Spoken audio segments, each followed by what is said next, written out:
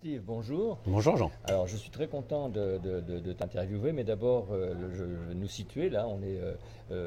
C'est à la fin du séminaire de Max Piccinini, C'est bien ça. et j'ai vraiment pris beaucoup de plaisir. Et à un moment donné, tu as été l'interprète d'un grand invité qui s'appelle Jay Abraham. Abraham. Mhm. Et j'aimerais bien d'abord que tu te présentes en deux mots, que tu faisais l'interprète, mais que tu te présentes en deux mots, puis après je te poserai quelques questions. Tout à fait, pas de problème. Et on va s'adresser à notre chère clientèle. Voilà, tout à fait. Donc, je m'appelle Steve de Bonvoisin.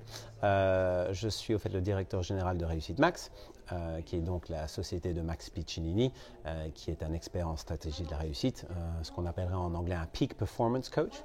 Et donc là, il vient de terminer un séminaire qui s'appelle le Business Max. Donc 2016, qui est un séminaire de 4 jours où on apprend les différentes techniques de business et de pouvoir propulser son business au niveau supérieur. Et donc effectivement, comme tu dis Jean, puisque tu as vécu ce séminaire pendant quelques jours, nous avons eu un invité, on va dire plus ou moins de marque, qui est une personne qui s'appelle Jay Abraham. Jay Abraham est un expert en marketing, on va dire qu'il fait ça depuis plus de 30 ans. Il a généré plus de 17 milliards de chiffre d'affaires dans toutes les sociétés dans lesquelles il s'est trouvé et donc il a consulté. Et donc Jay est venu exceptionnellement de Los Angeles, ici à Paris, pour une journée lors de Business Max. Et c'est vrai, bon, évidemment, Jay ne parle pas français, donc on s'est retrouvé dans une situation de devoir trouver quelqu'un qui pouvait faire évidemment la traduction. Et on avait plusieurs choix. Le choix, c'était évidemment le choix classique qui est de dire on va prendre un interprète, on va mettre une cabine un peu à l'arrière et on va te donner un casque à tout le monde. Alors moi j'ai cru que tu étais l'interprète de Jay qui était là exprès pour l'interpréter. Voilà. Alors ce qui est intéressant, ce que j'ai aimé, c'est que souvent quand je parle de la voix et de la voix de chacun, souvent inconsciemment chacun se dit oui moi j'ai une voix, j'ai ma voix et que c'est une donnée qui ne bouge pas. Et ce que j'essaie de faire passer comme message, c'est qu'en fait on a chacun une voix qui peut être positionner à un moment donné par rapport à notre façon d'être, notre façon de grandir aussi, puis notre manière d'être un homme ou une femme, parce que tu as des hommes qui ont des voix un petit peu plus hautes ou un peu plus graves, et c'est souvent des voix entre guillemets, issues de l'éducation. Mais il n'y a pas que la voix personnelle, il y a la voix, le son de la langue elle-même, entre le français, l'anglais, l'américain. Et ce que je crois savoir, c'est que tu es parfaitement bilingue. Et à l'occasion de ces traductions de ce grand coach américain, Steve, quand il changeait de langue, moi je l'entendais changer de voix sans le faire exprès. Et il y avait vraiment deux sons différents entre le français et l'anglais. Alors je vais déjà te demander, est-ce que effectivement tu es vraiment bilingue et est-ce que toi tu fais attention quand tu changes d'une langue à une autre? Est-ce que déjà, intérieurement, tu as l'impression, vocalement, de faire un effort ou pas entre l'une ou l'autre? Disons, donc mon parcours à moi, c'est que je suis né en Belgique, j'ai grandi à Hong Kong, j'ai fait des études en Angleterre, j'ai été travailler aux États-Unis, j'ai encore fait des études aux États-Unis. Donc c'est vrai qu'en termes de langue, on va dire, j'ai été brassé dans plusieurs langues. Donc que ce soit quand je suis né un peu dans un pays qui est francophone et néerlandophone, quand j'étais à Hong Kong, on a parlé chinois, puis je suis rentré, c'est parti en anglais. Mon père m'apprenait le flamand pour la langue belge, et puis évidemment je me suis mis à me mettre à l'espagnol parce que quand on était aux États-Unis, évidemment, il fallait parler l'espagnol. Donc c'est vrai que aujourd'hui, je parle 4 langues, mais c'est vrai que le français et l'anglais ont été, on va dire, les deux langues, on va dire maternelles, parce que si on me dit quelle est ta langue maternelle, en fait, je dirais les deux. Je dirais c'est vraiment français et anglais parce que j'ai vraiment été éduqué dans les deux. Je peux te demander une chose, de continuer en anglais? Sure, I can completely continue in English. I think what's interesting is the importance of communication and especially of language. To ensure that you can have a relationship or some kind of communication with another partner.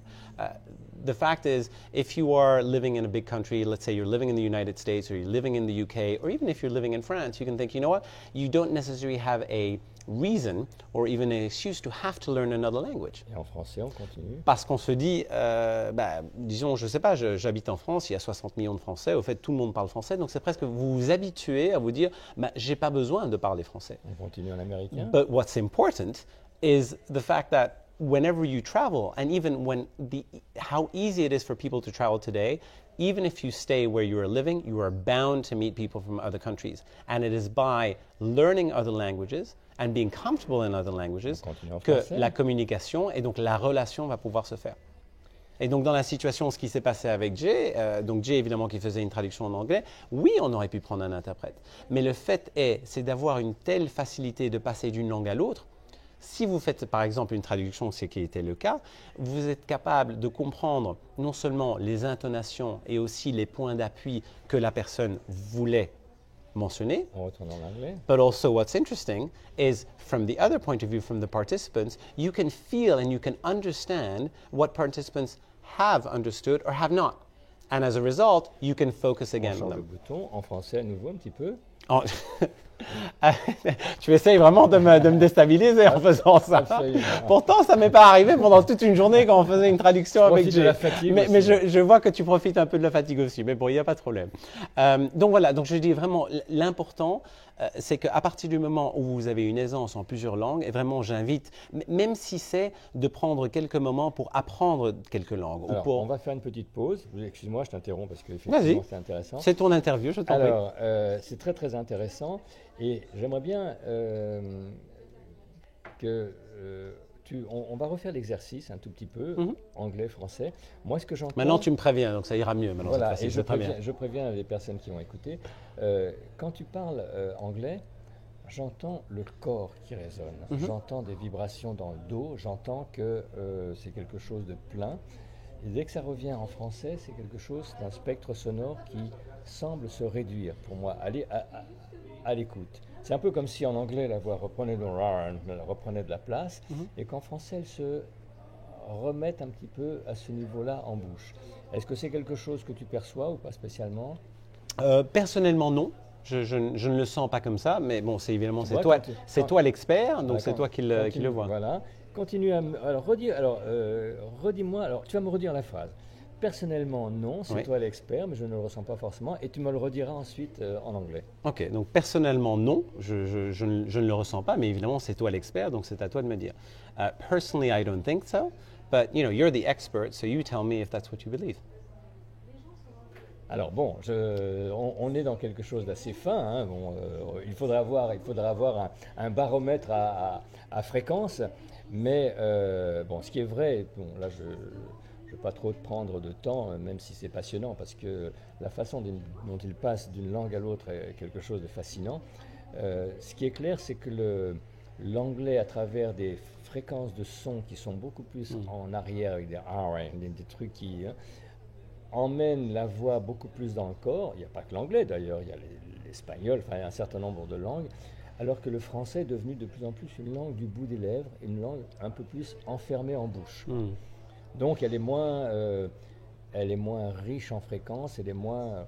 Ce qui signifie que pour un Français qui veut redonner de la place, c'est-à-dire lors d'une prise de parole, quelqu'un qui veut redonner de la place à la langue, il doit faire un petit effort que l'américain n'a pas à faire parce que naturellement sa voix est plus pleine. Quoi.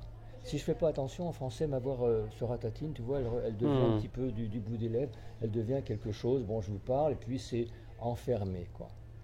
C'est dans ce sens que je te posais la question. Alors, peut-être une énigme pour toi-même. Non, je pense que c'est intéressant ce que tu soulèves. C'est peut-être quelque chose effectivement qui est un peu subconscient. Je dirais aussi, je pense que ça dépend de là où on habite et aussi un peu de son éducation.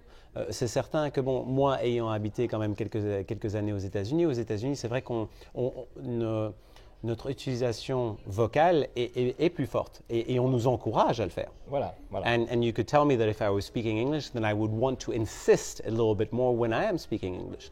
Maintenant, c'est vrai que pour l'instant, moi j'habite en Angleterre et que c'est vrai qu'en Angleterre, bon, ils sont beaucoup plus posés, ils sont beaucoup plus conservateurs. Donc, est-ce que par exemple, je vais, peut-être subconsciencieusement, est-ce que je vais tempérer la façon avec laquelle je suis en train de parler anglais? Je dirais perhaps. Perhaps. Maybe. Alors, ce qui est vrai, c'est qu'il y a plein de paramètres. Hein. Il y a les paramètres de la langue, il y a les paramètres de la culture, de l'éducation, on est d'accord. Mais en même temps, la culture et l'éducation sont vrais dans les deux langues. Tout à fait, absolument. C'est la même personne. Hein. Oui. Tu n'es pas double. Mais ce qui est intéressant, comme tu dis, c'est que je suis la même personne, mais la personne en face de moi avec laquelle je parle ne l'est jamais. Et donc pour moi, ce qui est important, c'est le fait qu'il faut que tu adaptes ta voix et la tonalité de ta voix à la personne avec laquelle tu Je parles. comprends, mais quand tu me parles en français ou en anglais, je suis la même personne. Tout à fait. Donc Mais c'est toi effectivement qui vois que tu Voilà. ressens Ouais, ouais. un changement Alors, je vocal sais et que- peut-être effectivement que ceux qui nous regardent le sentiront aussi. À moins que ce soit un débat complètement farfelu. Voilà, c'est pas- En tout cas, je te remercie, c'était un vrai plaisir. Et encore bravo, parce que moi, je pensais que tu étais le traducteur patenté, quoi. Mais en fait, tu l'es, quoi. Non, je ne dirais pas que je le suis. Je pense que c'est aussi un peu un avantage que, en ce qui concerne Jay Abraham, je l'ai déjà beaucoup écouté, je l'ai vu, et donc c'était aussi facile de pouvoir prédire ce sur quoi il voulait se focaliser, et aussi, afin de faire une traduction, de savoir, connaissant la salle, connaissant les problématiques qu'ils ont, de pouvoir évidemment appuyer sur les éléments de traduction qui feraient le plus grand effet, au lieu de simplement avoir une traduction littérale. En tout cas, merci. Longue vie à Max Piccinini et à son équipe. Merci. Et encore merci. Et merci à toi aussi, Jean.